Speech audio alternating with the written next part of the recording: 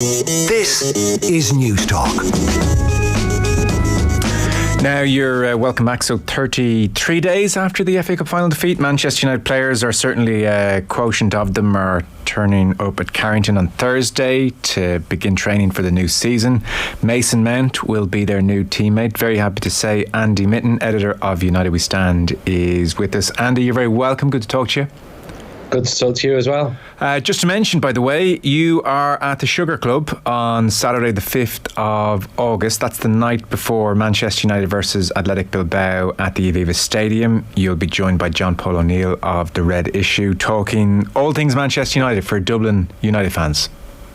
Yeah, well, I just got back off the pre-season tour and the trip to Norway as well next week. So there's a lot been going on, and I'm sure a lot of things are going to happen in the next couple of weeks. So we did a night in Dublin a few years ago. It went down well. So I thought with Manchester United playing now, it would be a good idea to do it. And yeah, hopefully we'll have a good night and a few drinks. Okay, great. Well, enjoy. 5th of August, that's Saturday.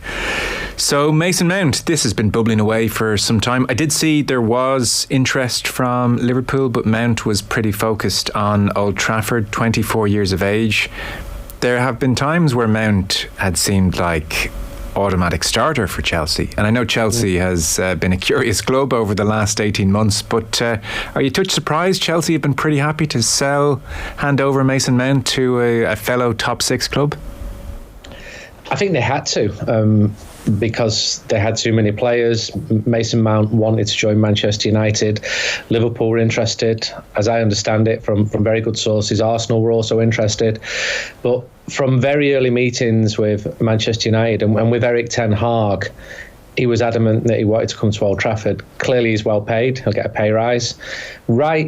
At the start, I think he wanted to stay at Chelsea, but I don't think that Chelsea were prepared to meet his demands, and those demands were for parity with some of the other first team players. Because he'd come through the youth system, he was paid a lot less than the other players, and that often happens at clubs. And last season wasn't a good one for him or for many Chelsea players. So Manchester United were understood that he wanted to come, but were also cautious because a year ago, slightly similar circumstances with Christian Pulisic. Manchester United were interested in buying him. The player was interested in coming. But Chelsea were like, no chance. We're not selling to a main rival. And he's got 2 years left on his contract. With Mount, there was only a year left. They've brought, I think, 782 players in the last year. So they had to get rid of some of the players, Chelsea.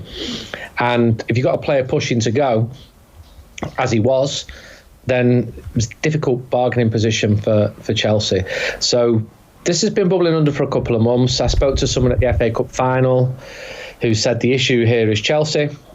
I spoke to people again last week who said Manchester United held firm on the 55 million line with 5 million potential add-ons. But those add-ons will only be realised if Manchester United are a great team winning Champions Leagues again. So I think it's been greeted by most Manchester United fans. A lot of Chelsea fans are disappointed. He was one of their own. Been there since he was 6. He'd won the Champions League, the World Club Championship with them, and up until last season was playing 53, 54 games per season, and that impressed Erik ten Hag. But I was told that Erik ten Hag really, really pushed for him. There were other admirers at Manchester United, like Darren Fletcher, but ten Hag was the one who pushed for him. Okay. Where does he fit into a Manchester United 11? Good question, hard question. He can play in 7 different positions, but I've spoke to people who watch him and know him a lot better than I do, who say he's much better centrally. He's not fast enough to play as a wide man. He's not got the feet to go past defenders. It was put to me that Ten Hag wants more energy in the middle, so I wouldn't be surprised if he played in a deeper role, actually, alongside Casemiro. Bruno Fernandes is pretty much first choice for Manchester United. That has been Mount's best position. I saw Mount play in that role at Old Trafford for Derby County 4 years ago. Was excellent. I saw him play there in the Bernabeu when Chelsea beat Real Madrid and he put them ahead.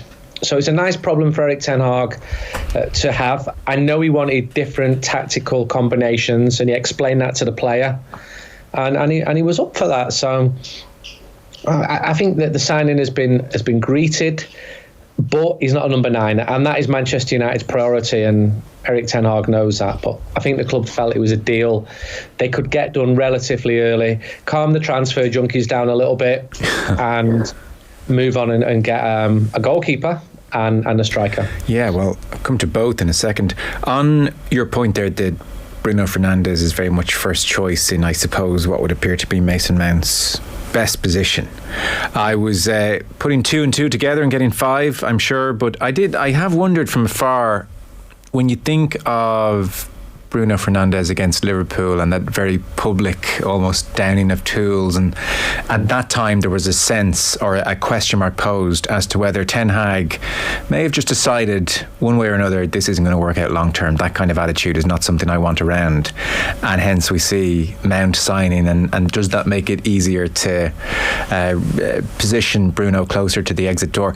That's not your sense of the situation regarding Bruno Fernandes?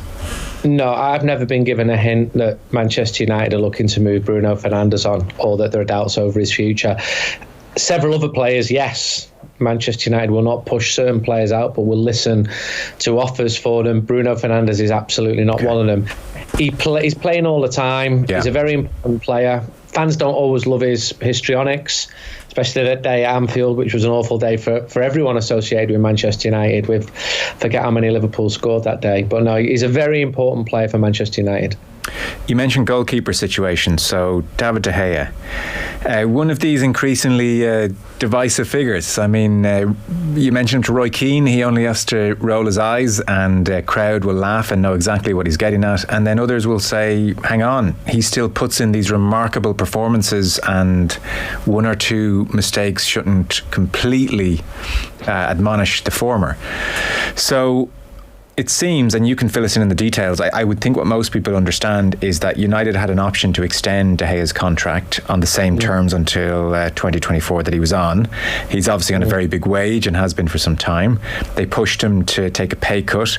Last week, then, it was reported De Gea had signed or was willing to sign a contract for Manchester United, presumably on lesser money. And then United have backed out and offered even a lower salary again. And now it looks like, well, he's certainly moving towards the exit doors. Is that how this thing is unfolded? It's a bit messy. No, not quite, no. Okay. United didn't trigger the 1 year on that huge contract. So that meant his contract would have been out as of 2 or 3 days ago. I see. Manchester United then offered David de Gea a new contract on much less than what he was on, but still a substantial one.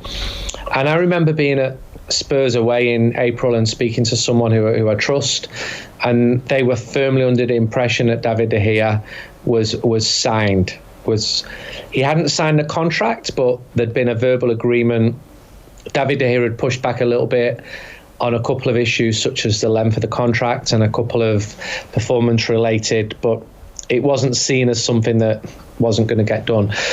David de Gea didn't sign that contract. He just didn't. So between Spurs and the end of the season, David de Gea didn't finish the season strongly. There was the game at Seville in April. Yeah. There was West Ham away. There was the FA Cup final. So if you're looking at his stock as a player, it dropped. And fans could see that and had the type of debates that you're talking about. Well, so could Erik ten Hag. So suddenly, you're not sat on the bench thinking, we've got to get him signed, this is a must-have. There are doubts there, and well-founded doubts. As a professional, I hear very little negative about him. I hear lots of good things about him, his experience, etc. But I also know that if Erik ten Hag was given a blank sheet and asked to sign a Manchester United team, David de Gea would not be his goalkeeper. So as we stand at the moment, he's no longer United's goalkeeper. He's not under contract. The club are still talking to him. There's not a contract offer for him, but Manchester United are trying to sign another goalkeeper. Haven't done that yet. It may not happen from Inter. It may happen. There's Dean Henderson. He may come back as number 1. Unlikely to come back as number 2. David de Gea may come back as number 2. That's also unlikely. So it's all a bit fluid at the moment. It's not been sorted out.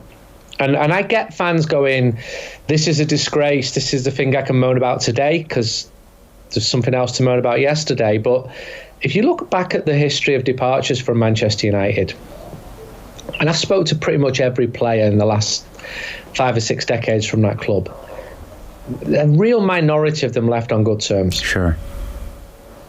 Doesn't happen.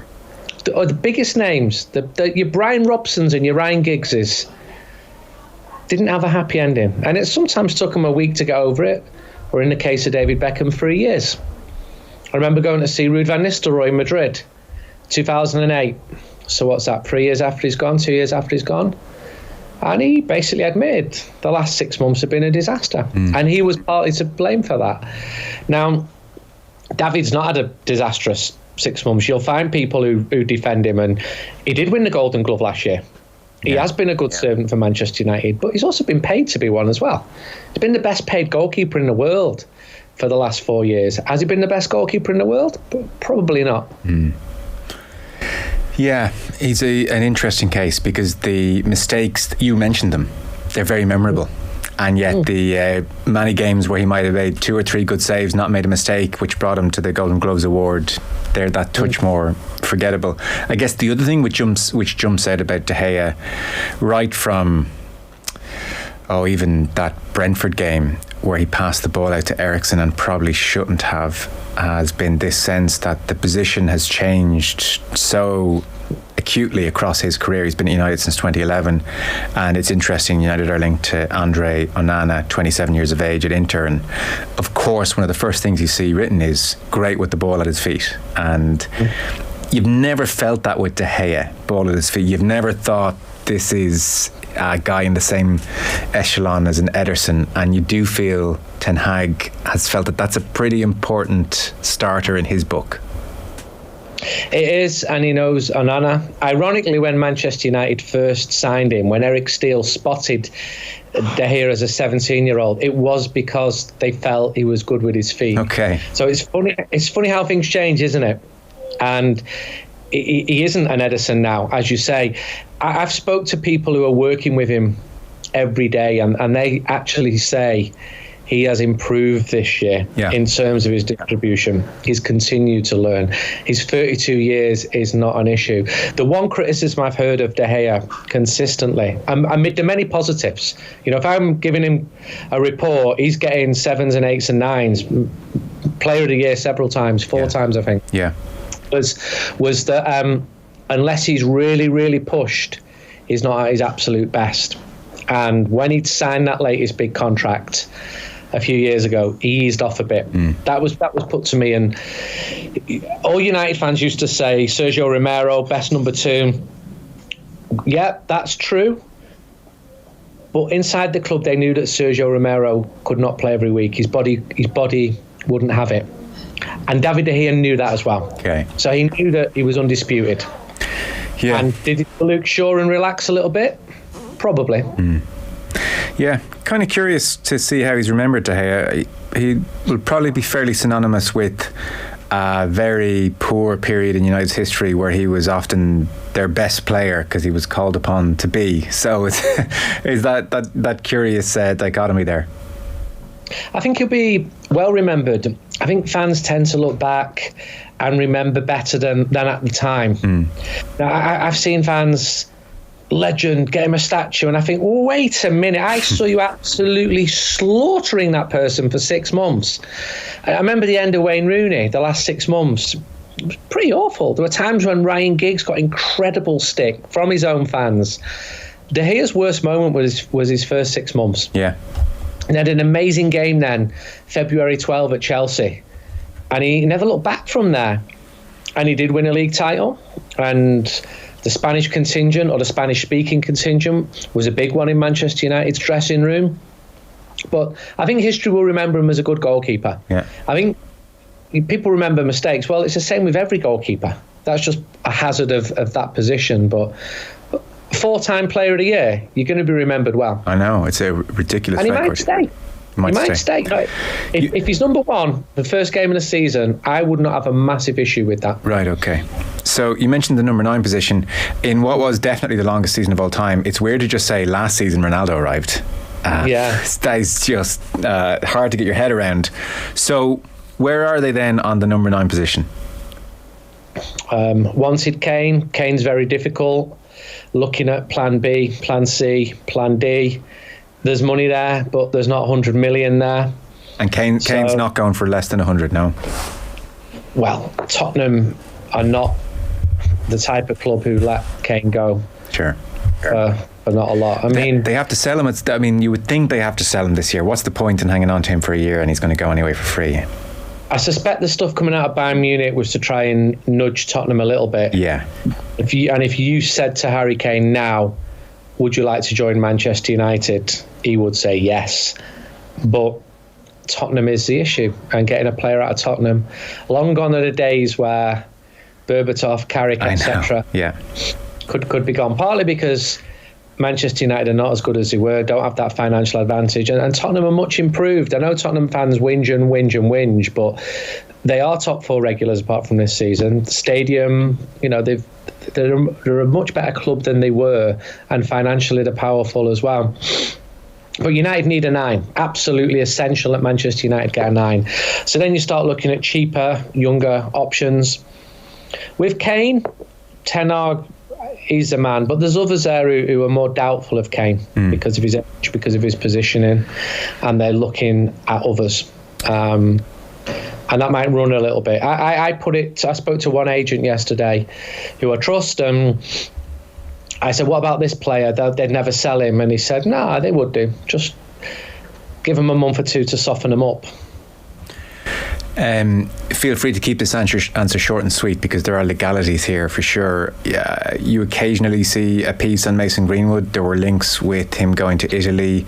The latest pieces I read talk about his future being unclear at Manchester United as they continue an internal probe on that situation. Is he likely to play for Manchester United again? Is it all very hard to decipher what's going on?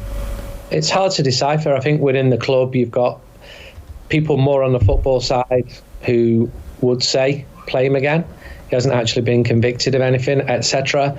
And there are other people within the club who heard that tape and were horrified by it and would be worried about the damage that could come. So do you look at a softer way out, putting him out on loan? It's a tricky one, and has been right from the start with Mason Greenwood. I don't know the answer to it. Yeah, okay. I don't know what's going to happen there. I would say, considering the importance of the saga, the takeover of this rather enormous football club is maybe the most boring saga of all time. And it started with such a flourish.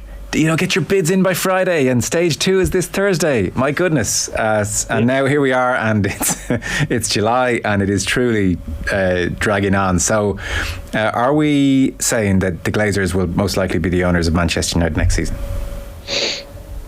You're right. Stage 2, stage 5, stage 326. Getting your bids in. It's become so boring. It's nearly 8 months now. I still think they will sell. Okay. But I see so much misreporting, especially on social media. It's every single day. There's like, this is going to be the day, and a couple of times my editors have asked me to track down the source of the stories. I'm like, you're just getting a dead end, because it's not true. There's people putting stuff out there. And Twitter especially, their algorithms boost it. It's really dangerous for democracy, because lies are being perpetuated every single day. And because a sizable number of Manchester United fans want A bid or B bid to succeed, or all of them want the Glazers to go, it generates and it gets retweeted. It's horrible seeing this happen. All fans want the Glazers gone. That is clear.